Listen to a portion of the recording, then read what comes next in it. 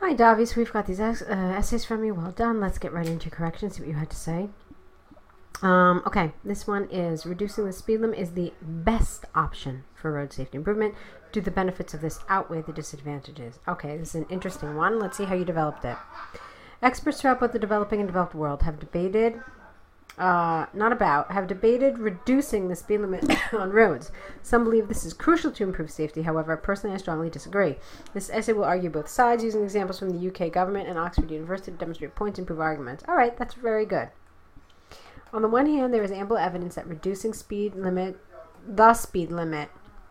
on roads can save lives. The central reason behind this is twofold. Firstly, it enlarges time to avoid accidents. Well, you can't really say time isn't something that's enlarged. It's not the right word here.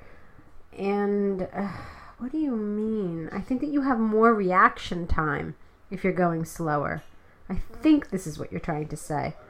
So it increases would be a better word here. It increases time to avoid accidents because the car that is moving slowly is more capable, not better capable, of avoiding road obstacles. Secondly, in the case of eventual crash, it is more likely to have less damage if the speed limit is reduced. For example, recent empirical research by the UK government demonstrates that 90% of all fatal car crashers, I think you mean crashes, not crashers, over the last 10 years was related to drivers losing control of the car while facing road obstacles due to speed.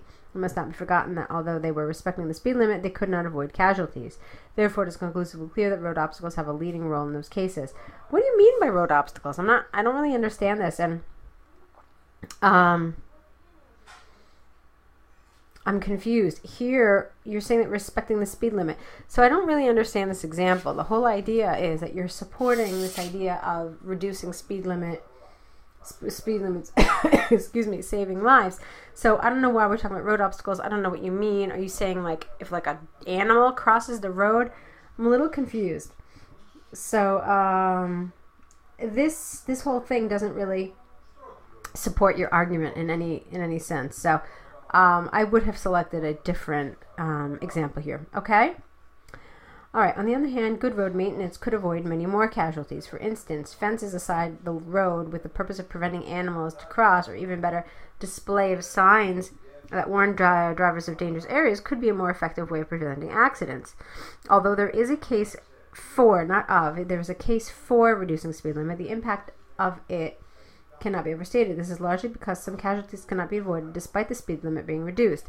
For example, if it rains heavily, excuse me, in certain areas that are not properly, I don't know what you mean here. Oh, I think you mean maintained, not conserved. So if it rains heavily in certain areas that are not properly maintained, the probability of drivers falling in sinkholes increases considerably. Consistent with this line of thinking is that in countries like Germany, there is an express road without any speed limit, and the percentages of accidents are almost zero. That is because it is weakly maintained by the government. Thus, it is possible to state beyond doubt that, no comma here, although speed limit is something to be considered, road maintenance has a huge role in preventing accidents. From the arguments and examples given, I firmly believe that reducing the speed limit is not the best option for improved road safety. It is predicted that road maintenance will increasingly erode importance. I liked it.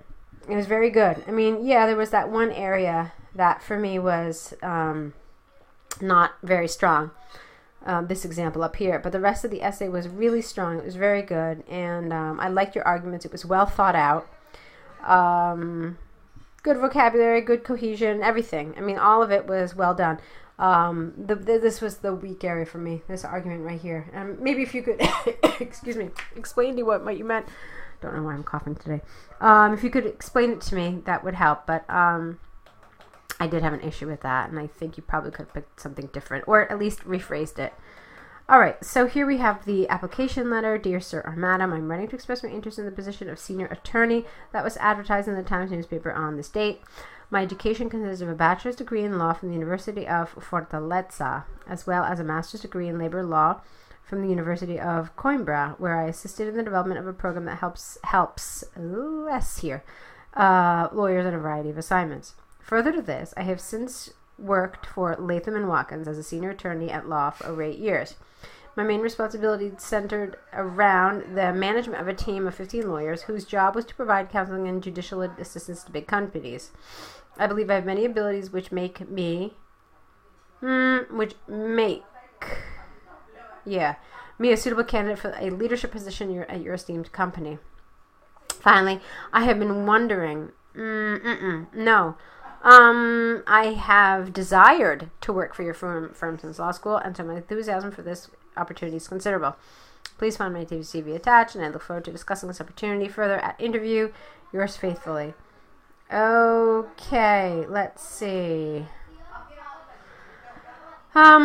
Possible qualifications. Well, yeah, you talked about your degrees, so that's fine. Your energy and enthusiasm, that was a little weak. You really should have developed it a little more, okay? I mean, this is like the one thing you said, that you wanted to work at this company since you were in law school. Well, tell me why. Tell me what it is about this company. Tell me why you think you can provide something beneficial. What makes you a special candidate? So those were this bullet. I mean, the paragraph that responds to the second bullet for me was a little weak. Okay, so I would have asked you to just develop it a little more. And then you mentioned your experience. That was fine. You said you were working someplace for 8 years. Okay, yeah, that part's fine. So this is the weak area really here, Davi, all right? So you've done some nice things in both your essays today, but there were some areas that I felt should have been developed a little better or a little more fully. So the takeaway here today is that your task response and your task achievement were probably the weak areas in these essays. So just think about that and make some efforts to, amend these and correct them.